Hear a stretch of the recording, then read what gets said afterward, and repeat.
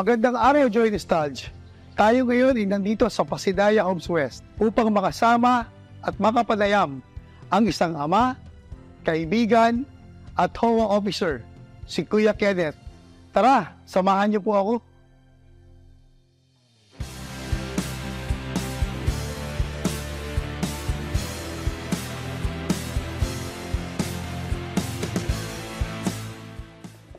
Ako po, magandang araw po. Oy, Kuya. Maraming salamat, pinawalakan mo kami. Thank you, sir. Thank you. Sige. Magandang umaga, Kuya Kenneth. Unang-una, nais aming magpasalamat sa iyo sa pagpapaunlak mo sa amin sa interview na ito. Pero bago tayo magpatuloy, baka pwede mo ipakilala ang iyong sarili sa community namin. Sure. Ako nga po pala si Kenneth Agudo. Ako po ay 52 years old. Nakatira po rito sa Pasinaya West. Actually, nakuha ko yung bahay 2019, pero lumipat ako rito ng 2021 and meron akong 7 anak. So, nabanggit mo na lumipat ka rito sa Pasinaya West. Saan ka ba galing dati bago ka napunta sa Pasinaya West? Actually, marami na akong napuntahan na lugar. Halos lahat ata na sa Metro Manila napuntahan ko na. Galing ako Marikina, napunta ako ng Quezon City, napunta ako Laguna. Ang pinaka-last ko is galing ako ng Imus, Cavite. So, sa mga napuntahan mong yon, iba't ibang lugar, iba't ibang komunidad, ano yung masasabi mo naging kakaiba sa Pasinaya Homes dito, particular sa West, kumpara sa mga ibang lugar na napuntahan mo? Ang word na maganda yan to describe ang Pasinaya West is organized. Kasi most ng napuntahan ko lugar, ito lang yung masasabi ko na when it comes to security, safety, sa livelihood, okay, activities para sa mga tao rin sa community nandirito, tsaka yung mga tao rito, okay. With regards sa pagkuha ng bahay sa Pasinaya West, I'm very blessed, okay, I'm very blessed, and for me, it's security para sa mga anak ko yan. So that's why I even made sure, pagkakuha ko na itong bahay, I didn't ask for na gagawin siyang hulugan. Sinigurado ko talaga, kinash ko na talaga para talagang wala nang alisan to para sa security na rin ng anak ko. And I'm very happy with this place. The people are good. Okay ng mga tao rito. Masaya. Presko yung hangin, hindi pa congested. So bilang isang ama, Kuya Kenneth, ano yung isa sa mga mahalagang bagay na gusto mong sabihin sa pamamaraan ng nakuha mo yung isang bahay tulad sa Pasinaya West? Bilang ama, di ba? Ang masasabi ko lang, kung meron kayong pamilya, sa Pasinaya West, maganda magtayo ng pamilya. Kasi yung mga anak nyo safe. Katulad ng sinabi ko, wala na kung may mga toddlers kayo, meron tayong daycare na pwede sila mag-enroll. Meron din ditong health center na bukas araw-araw just in case na kailangan ng mga anak nyo ng check-up. Sa kaya nakita ko may chapel dito eh. Yes, isa pa yan. So, yung mga religious beliefs nyo, pwede nyo i-practice dito without going out sa Pasinaya West. Napag-alaman din namin, Kuya Kenneth, na isa ka sa mga HOA officers dito. Yes. So, bilang isang HOA officer, ano sa tingin mo yung nagiging bahagi o binabahagi mo sa community pagdating sa mga trabaho rito o sa pamamalakad dito? Nung lumipat ako rito sa Pasinaya West, of course, presidente ako ng subdivision ng kabila sa Imus. So when I went here, I was thinking na, syempre, simpleng tao na naman ako. Back to scratch. Bagong pakikisama yan sa lahat ng mga tao na kasama ko. Of course, for me, it's an added plus na I was voted as an officer dito. So kumbaga, it builds self-esteem. Kumbaga, balik kumpiyansa sa sarili ko na I can still do it. I can still have this chance na para magampanan yung ginagawa ko dati in helping the community. First and foremost, we started from scratch. So we're the first batch ng officers dito. So far, we have given unemployed people, we have 37 employees right now na nagtatrabaho rito. So nabibigyan namin sila ng trabaho and lahat ng pangangailangan nila nagagawa namin ng paraan. Ang staff namin dito, meron kaming 3 admin, 6 na sweeper na naglilinis ng buong Pasinaya West everyday. Meron tayong maintenance, 4 na sila yung gumagawa pagka nagka-problema kayo sa mga bahay-bahay nyo. Hindi nyo kailangan kumuha ng mga tubero, electrician, pupunta lang kayo rito, sila gagawa, libre yun. And then meron tayong mga ecoman, sila yung tagahakot ng basura natin. So, bukod doon, bilang isang isang COA officer, gaano ka-expose ang Joy na Studs Foundation sa community ninyo? Very much. Actually, since ako kay admin, most of the activities ng Joy Nostalgia dumadaan sa akin.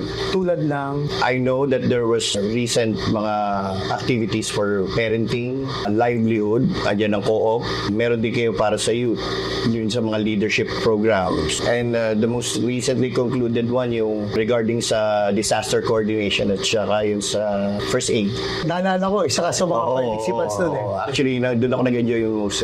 Siguro para sa iyo, ano ang pinakamalagang natutunan mo sa disaster preparedness seminar? Actually sa akin, lalo na itong Pasinayo West is the most highest number of residents at saka number of houses. Nasa 5,200 kami. So, yung ginawa na seminar na yan is very helpful para sa amin since na beforehand na bago pa lang dumating yung tulong na kailangan namin from whoever yung kailangan na tumulong, let's say bumbero man o ambulance, adyan na kami. At least meron kaming yung basic knowledge kung anong paano namin gagawin. Sa isang personal na pagtanong, no, kuya, paano mo nababalanse yung oras mo bilang isang ama, bilang isang officer ng community, ng HOA, at sa'yo, sa personal mong oras, paano mo nababalanse yung mga yun? Actually, medyo mahirap, especially sa part ko kasi call center ako, work from home. So, ang pasok ko is 8 ng gabi hanggang 5. So, ang gagawin ko, pagtapos ng 5, matutulog. Tapos, pag nagising ng konti, pupunta dito sa opisina. Making sure na smooth sailing lahat. Sa personal life naman, when it comes to my kids, of course, they look up to me. Dito ako sa Pasinayo West. Alam nila, officer na naman ako rito. So, for them, I could see my children proud of me. And they're making me as an example. Even sa school. Yung anak ko, makbo ng officer sa school. Since na-auditor ako rito, yun ang pinili rin niya. For me, I'm becoming a role model to my kids. For example, kung ikaw ang magpo-promote ng JNF o ng Joy Nostalgia sa ibang community rito bilang isang ama, paano mo ito i-endorse at papakilala sa mga ibang komunidad? Naniniwala ako na everything would be smooth sailing if it would be based on experience. So personally, ang Pasinayo West naman had been an advocate of JNF with all their projects. So, pagka inilapit ko yan sa ibang subdivision, pwede ko sabihin na we have done this particular project with the help of JNF, of course. Kasi hindi naman gagana ang isang project without, of course, help from the outside. If they will allow these people lang, group of people na sila-sila lang, syempre, andun yung maybe lack of motivation unless na meron talagang mag-guide na who is knowledgeable kung paano talaga pagaganahin yung isang proyekto. So, sa mga nasabi mo kanina, paano nakatulong ang Joy Nostalgia Foundation sa ginagawa mo ngayon? Katulad nga ng sinabi ko, within us as officers, we could not do anything by ourselves. We have to need people from the outside to help us out, to lay out some of the projects. Kasi kung kami-kami lang, hindi mahirapan eh. Kasi without your help, yung mga binigay niyo sa amin ng mga information, we can't do it na kami mismo yung magpapa-seminar for the parenting, for the livelihood. I don't think that we could do it. Especially in our manpower dati na 6 lang kami na officer nung nag-start. Because na nandiyan nga kayo, it made our lives easier as officers to impart sa mga tao kung ano yung mga dapat na pwedeng itulong sa community. Kung sakasakaling ikaw naman ang magpo-promote na magkaroon ng isang bahay ang isang pamilya, paano mo ito ibabahagi sa kanila? For my personal opinion, ang pagkuha ng bahay hindi basta-basta eh. Kailangan talaga yan, pag kukuha ka ng bahay, may purpose kung bakit ka kukuha. Not because na kumuha ka ng bahay kasi yung kasama mo sa trabaho kumuha lang. Kailangan talaga may purpose, tsaka talagang focus ka rin sa goal mo na kailangan mo talaga matapos. And one tip, huwag kang kukuha ng bahay na hindi mo kaya bayaran. Let's say, for example, you start small. Huwag kang kukuha ng bahay na pagkalaki-laki ng monthly, tapos alam mo naman na hindi mo kakayanin. Para ma-attain mo yung talagang goal mo na magkaroon ka ng sarili mong bahay. Ngayon, bilang isang magulang, kuya, ano para sa iyo ang kahulugan ng salitang simplicity? Simplicity, by the word itself, kumbaga parang ang pamumuhay ng ng simple, yung hindi maluho sa mga bagay-bagay. Siyempre, nandoon na rin yung short and long-term goals. So, kumbaga kung nagpaplano ka, kasi I've learned to live on a day-to-day basis. So, kung whatever I have right now, I make it a point to maximize what I have right now. So, you have to live in a simple life on a day-to-day basis. Tama, modesty. Modesty, simplicity. So, right now, especially ngayon, natitira na lang sa akin, 3 lalaki. 3 lalaki yan. So, hanggat maaari, pagka alam ko naman na want lang siya at hindi need, sinasabihan ko, you could have this, pero you have to earn it. Siguro, pag maganda yung grades mo, sige, bibigyan natin. Pero hanggat maaari, wag naman yung masyadong mahal. We don't have to buy things na yung sobrang yung mahal eh. Especially, sabi ko nga sa kanila, siguro pagka-graduate nyo, yan. The only thing that I could impart to you right now is making sure na makatapos kayo.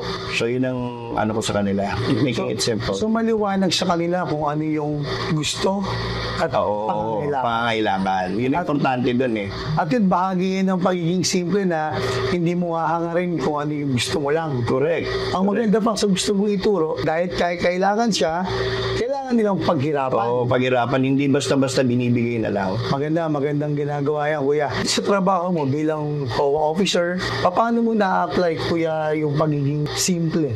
Pagiging simple is by reaching out to the people.